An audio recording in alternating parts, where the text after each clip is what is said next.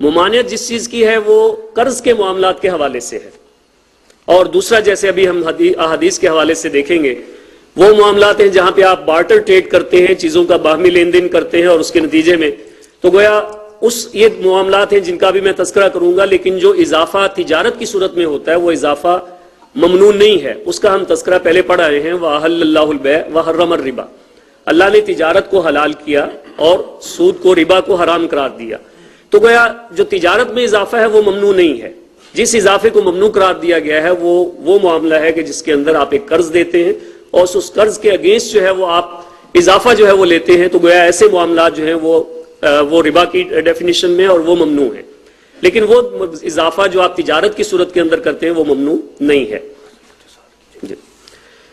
اس میں یہاں پہ دو اقسام کا تذکرہ کروں گا کہ ربا کی دو اقسام ہیں، ان میں سے ایک قسم جو ہے وہ ربا نسیہ کہلاتی ہے اور دوسری ربا الفضل کہلاتی ہے، ربا الفضل کہلاتی ہے۔ ربا نسیہ وہ ربا ہے جسے ربا القرآن بھی کہا جاتا ہے، ربا دیون بھی کہا جاتا ہے۔ ربا القرآن اس لیے کہ اس کا تذکرہ، اس کی حرمت کا حکم جو ہے اللہ پاک نے قرآن پاک کی ان آیات میں جن کا تذکرہ بھی آپ کے سامنے ہوا ان کے اندر فرمایا ہے۔ تو گویا یہ ایک واضح معاملہ ہے، مسلمانوں کی تاریخ کے اندر کوئی مسلمان اس بات سے جو ہے ناواقف نہیں تھا کہ اس قسم کا معاملہ ربا کا جو ہے وہ حرام ہے اور اللہ کے رسول نے اسے منع کیا ہے، اس لیے عام طور پہ عام لوگوں کے اندر یہ گفتگو ہوتی بھی نہیں تھی کہ فلاں معاملہ ربا ہے یا نہیں ہے۔ البتہ مختلف کتابیں جو ہیں مسلمانوں کی، اور جس میں لسان العرب کی بات کریں، تفسیر قرطبی کی بات کریں یا دوسری کتابیں، یعنی علمی سطح کے اوپر یہ بات ہوتی رہی ہے کہ سود کا معاملہ کسے ہم کہیں گے،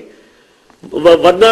عام لوگوں کے اندر، عام مسلمانوں کے اندر یہ بات کبھی بھی اس کے بارے میں کوئی شک و شبہ نہیں رہا کہ سود کسے کہا جاتا ہے، یا آج کی 14ویں صدی کے اندر آگے شاید ہمیں ان معاملات کو بہت زیادہ جو ہے ایلیبوریٹ کرنا پڑ رہا ہے کہ سود کسے کہیں اور کسے نہ کہیں۔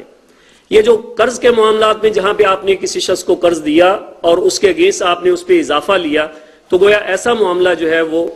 کہلائے گا، وہ معاملہ ہے جسے آپ کہیں گے ربا نسیہ، جس کے اندر آپ اضافہ لیتے ہیں۔ اس معاملے میں آپ یہ دیکھ لیجئے رسول اللہ صلی اللہ علیہ وسلم کی مختلف احادیث ہیں، اگر یہاں پہ سامنے آ گئی تو میں آپ کے کروں گا آپ کے سامنے کہ حضرت انس بن مالک رضی اللہ تعالیٰ عنہ فرماتے ہیں کہ رسول اللہ صلی اللہ علیہ وسلم نے ارشاد فرمایا، اگر تم میں سے کوئی شخص کسی کو قرض دے اور قرض لینے والا قرض کی رقم کے علاوہ اسے ایک پلیٹ کھانا ہی دے تو وہ اسے قبول نہ کرے، اور اپنی سواری پر سواری کی پیشکش کرے تو یہ بھی قبول نہ کرے الا کہ اس قسم کا لین دین ان دونوں کے درمیان قرض کے بغیر بھی عام ہو۔ تو گویا آپ نے کسی کو قرض دیا، اس سے اتنا بھی فائدہ اٹھا لینا، ایک پلیٹ کھانا لے لینا، ایک سواری کے اوپر سوار ہو جانا، اس سے بھی رسول اللہ صلی اللہ علیہ وسلم نے منع فرمایا کہ قرض کے معاملے میں اتنا بھی فائدہ نہ اٹھایا جائے۔ اور اسی طرح سے رسول اللہ صلی اللہ علیہ وسلم کا ارشاد مبارک کہ اگر کوئی شخص کسی دوسرے شخص کو قرض دے تو وہ اس سے کوئی ہدیہ قبول نہ کرے، کوئی وہ اس کو تحفہ دیتا ہے اس کے بدلے میں، ایسا ہدیہ بھی قبول نہ کیا جائے۔ تو گویا اسی طرح سے رسول اللہ صلی اللہ علیہ وسلم کے دیگر فرامین مبارک بھی اس حوالے سے دیکھے جا سکتے ہیں۔ فرمایا کہ ابی امامہ رضی اللہ تعالیٰ عنہ سے روایت ہے، رسول اللہ علیہ وسلم نے فرمایا اگر کوئی شخص اپنے بھائی کے حق میں سفارش کرنے کے بدلے ہدیہ قبول کرتا ہے، وہ ربا کے دروازوں میں سے ایک بڑے دروازے میں داخل ہو گیا۔ تو گویا اتنا یہ معاملہ اتنا نازک ہے کہ ان چھوٹے چھوٹے معاملات میں بھی ہمیں دیکھنا پڑے گا کہ کہیں یہ معاملہ کی ربا میں تو شامل نہیں ہو گیا، کہیں ہم ربا کے کسی دروازے سے تو داخل نہیں ہو گئے۔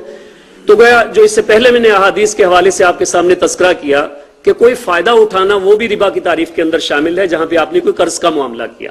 تو گویا یہ ربا نسیہ کی میں نے بات کی تھی، اب ہم آتے ہیں ربا الفضل کی طرف، یا جسے ربا الفضل اردو میں ہم کہیں گے۔ تو ربا الفضل کا معاملہ یہ ہے کہ جس کے اندر ایک شخص جو ہے وہ کسی دوسرے کے ساتھ بارٹر کا معاملہ کرتا ہے اور اشیاء کے لین دین کے اندر کمی بیشی جو ہے وہ کی جاتی ہے۔ اس میں رسول اللہ صلی اللہ علیہ وسلم سے جو روایت ہے، حضرت ابو سعید خدری رضی اللہ تعالیٰ عنہ اور حضرت ابو ہریرہ رضی اللہ تعالیٰ عنہ روایت کرتے ہیں کہ رسول اللہ صلی اللہ علیہ وسلم نے خیبر میں ایک شخص کو کھجوریں لانے کے لیے بھیجا، تو وہ جنیب قسم کی کھجوریں لے آیا۔ اس پر آپ صلی اللہ علیہ وسلم نے پوچھا کہ خیبر کی تمام کھجوریں ایسی ہوتی ہیں؟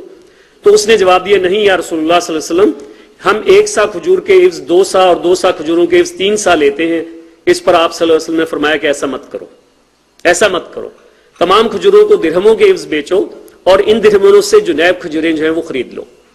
گویا اگر کھجوروں میں یا جو بھی آپ گرینز یا جو بھی اس کے علاوہ جو چیزیں کھانے پینے کی استعمال کی، ان کے اندر ایسا معاملہ ہے کہ جیسے ہمارے ہاں گندم ہے، گندم کی اعلیٰ قسم ہے، گھٹیا قسم ہے، اس کا لین دین کر رہے ہیں، چاول اعلیٰ قسم کا ہے اور گھٹیا قسم کا ہے، اس کا لین دین کر رہے ہیں۔ کھجوروں سے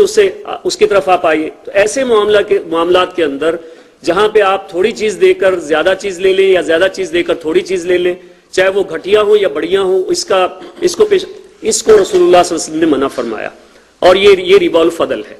اور ربا الفضل کے حوالے سے رسول اللہ صلی اللہ علیہ وسلم سے جو روایت ہے اس کے اندر 6 چیزیں رسول اللہ صلی اللہ علیہ وسلم نے ارشاد فرمائی ہیں.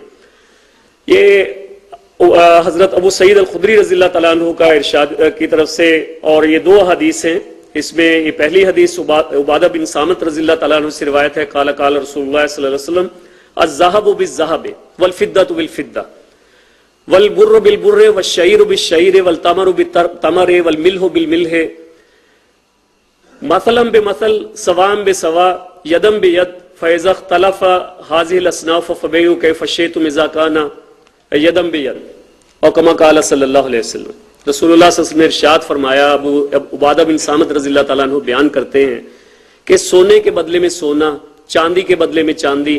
اور گندم کے بدلے میں گندم، اور جو کے بدلے میں جو، اور کھجور کے بدلے میں کھجور، اور نمک کے بدلے میں نمک، ان کا معاملہ مثلاً بے مثل، ایکول فار ایکول، برابر سرابر جو ہے اس کا معاملہ کیا جائے. اگر ان کی ایکسچینج کرنی بھی ہے تو وہ ایکسچینج برابری کی بنیاد کے اوپر ہو. یدم بید، اور اسی موقع پہ جہاں پہ ہو رہا ہے اسی پوائنٹ آف ٹائم پہ اس کا معاملہ یدم بید، ہاتھوں ہاتھ جو ہے وہ کیا جائے. لیکن اگر اشیاء جو ہو جائیں مختلف، فیض اختلاف حاضر الاصناف، اگر یہ اصناف جو ہے مختلف ہو جائیں، یعنی گندم کے بدلے میں چاول، گندم کے بدلے میں کھجور، یا کسی اور جنس کے معاملے میں کوئی دوسری جنس، ان کا معاملہ کرتے ہو تو اس میں اگر کمی بیشی ہو جائے کوئی حرج نہیں. لیکن ایک قسم کی اشیاء کا تبادلہ جو ہے وہ برابری کی بنیاد کے اوپر ہو، یدم بے ید ہو، سوام بے سوا ہو. اگر اس کے اندر سوام بے سوا کا معاملہ آپ نے نہیں کیا، یدم بے یدن کا معاملہ نہیں کیا، تو گویا رسول اللہ صلی اللہ علیہ وسلم کے فرمان کے مطابق یہ معاملہ جو ہے فقط اربا، دوسری حدیث کے اندر فقط اربا، اس نے ربا کا معاملہ کیا. اور اس کی ممانعت رسول اللہ صلی اللہ علیہ وسلم نے فرمائی. تو گویا جہاں پہ معاملہ یہ ہو کہ 2 چیزوں کا آپس میں لین دین کیا جائے، اس کی ایک شکل رسول اللہ صلی اللہ علیہ وسلم کے فرمان کے مطابق یہ ہے کہ معاملے کے اندر بارٹر ٹریڈ جو ہے وہ زیادہ اپریشیٹڈ نہیں ہے. بارٹر ٹریڈ کی بجائے، یعنی اشیاء کا لین دین اشیاء کے بدلے میں کرنے کی بجائے اس کو جو ہے وہ کیش کے بدلے میں جو بھی وہاں پہ کرنسی آپ کے ہاں جاری ہے اس صورت میں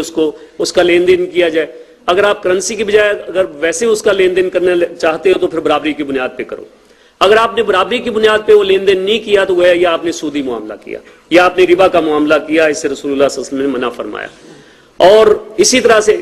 دوسری حدیث جو آپ کے سامنے ہے کہ جہاں پہ بھی اس طرح کا معاملہ ہے اس میں کوئی کمی بیشی جو ہے کسی صورت کے اندر، یہ رسول اللہ صلی اللہ علیہ وسلم نے اس سے منع فرمایا. اسی طرح سے ایک حدیث آپ دیکھیں گے، میں اس کو وقت کی چونکہ کمی ہے تو اس کو سمیٹنے کی کوشش کر رہا ہوں کہ رسول اللہ صلی اللہ علیہ وسلم کے ارشاد کے مطابق فرمایا کہ جہاں پہ مسترسل کی بات ہو رہی ہے، ایک شخص ہے جس کو معاملات کا پتہ نہیں ہے، مارکیٹ میں نیا ہے اور اس کو معاملات کا علم نہیں ہے، اور آپ اس کی لا علمی سے فائدہ اٹھاتے ہوئے اس کو چیز جو ہے مہنگی دے رہے ہیں، تو گویا رسول اللہ صلی اللہ علیہ وسلم نے اس سے بھی منع فرمایا کہ اس کے اندر بھی وہ ربا کی ایک شکل جو ہے وہ بن جاتی ہے. اس طرح سے نجش کا بے نجش جو ہے اس کے بارے میں بھی رسول اللہ صلی اللہ علیہ وسلم کا فرمان مبارک کہ اس قسم کے معاملات جہاں پہ کیے جاتے ہیں، اسی طرح سے تلقیہ رکبان کا معاملہ ہے، اسی طرح سے بیع العینہ کا معاملہ ہے، اسی طرح سے دیگر کئی معاملات جو ہمارے ہاں آج بھی رائج ہیں، جو جن چیزوں کو آج ہم نے اپنے اندر واج دے دیا ہے، ان میں سے کئی معاملات ایسے تھے جو رسول اللہ صلی اللہ علیہ وسلم کے زمانے میں ان کی ایک سادہ سی شکل جو ہے موجود تھی، اور آج جو ہے اس کی کمپلیکیٹڈ فارمز جو ہے موجود ہیں.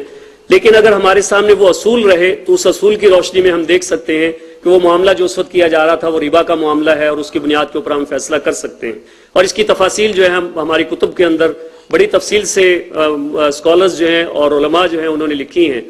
اس میں ایک مثال میں دیتے ہوئے اپنی بات کو اختتام کی طرف لے کر جاتا ہوں کہ آپ دیکھتے ہیں کہ بعض اوقات مارکیٹس کے اندر لوگ یہ کرتے ہیں، یہ بے نجش کی بات کر رہا ہوں، کہ مارکیٹ کے اندر اپنے بندے کھڑے کر دیے جاتے ہیں، اور جس وقت نیلامی ہو رہی ہوتی ہے تو اس وقت ہر بندہ اپنی اپنی نیلامی دے رہا ہوتا ہے، اپنی بولی دے رہا ہوتا ہے، تو اس میں اپنے بندے کھڑے کر کے ان کی نیلامی کے اندر قیمت جو ہے بڑھائی جاتی ہے. اور یہ بے نجش کا وہ معاملہ ہے جس سے رسول اللہ صلی اللہ علیہ وسلم نے اس سے بھی منع فرمایا کہ اس طریقے سے کو بھی اختیار مت کرو، کیونکہ اس کے ذریعے آپ جو اضافہ لیتے ہو وہ بھی ایک ربا کی ایک صورت جو ہے وہ بن جاتی ہے. تو گویا اس قسم کا معاملہ جو ہے اس سے بھی رسول اللہ صلی اللہ علیہ وسلم نے منع فرمایا. تو گویا قرآن و حدیث کی ان مثالوں کی روشنی میں آپ کے سامنے میں نے ربا نسیہ کی بھی بات کی، ربا الفضل کی بھی بات کی. وقت کی کمی کی وجہ سے میں مزید اس کے اوپر بات نہیں کر پا رہا، تو یہ معاملہ ہمارے سامنے ہے. میری اور آپ